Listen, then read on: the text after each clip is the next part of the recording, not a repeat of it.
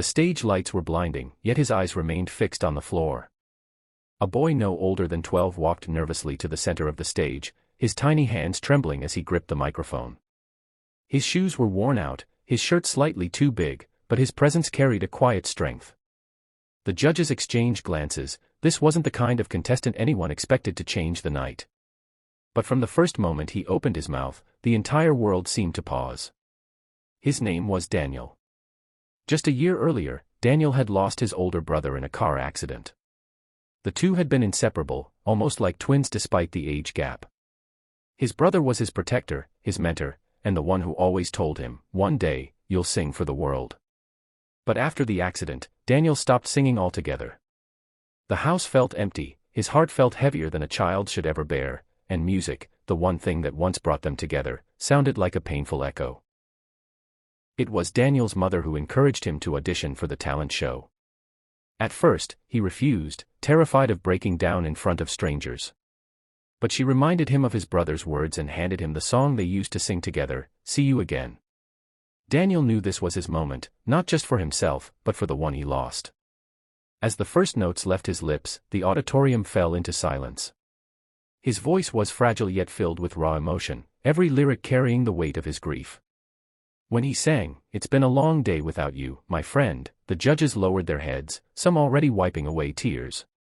The audience was spellbound. It wasn't just a performance, it was a message, a prayer, a goodbye wrapped in melody. But midway through the song, Daniel faltered. A tear slipped down his cheek, and his voice cracked.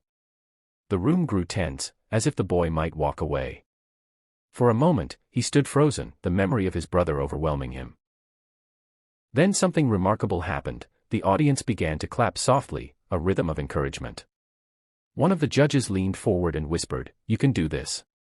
Daniel closed his eyes, inhaled deeply, and continued singing with even greater power. By the final chorus, he wasn't just singing, he was pouring out his soul. His voice rose higher, clearer, shaking the very walls of the theater.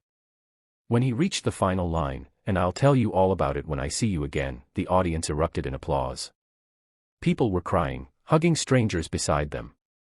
The judges stood up one by one, their eyes glassy, their hands trembling. Then came the moment that would change Daniel's life forever.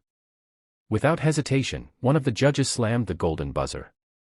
The confetti rained down like golden tears, shimmering in the spotlight as Daniel dropped to his knees, overwhelmed.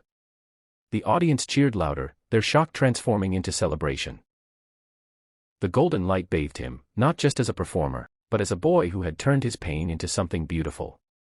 Backstage, Daniel's mother rushed to embrace him. "Your brother heard you," she whispered, her own voice breaking. Daniel nodded, finally allowing himself to smile through the tears. For the first time since the accident, he felt peace. Daniel's story didn't end with that audition.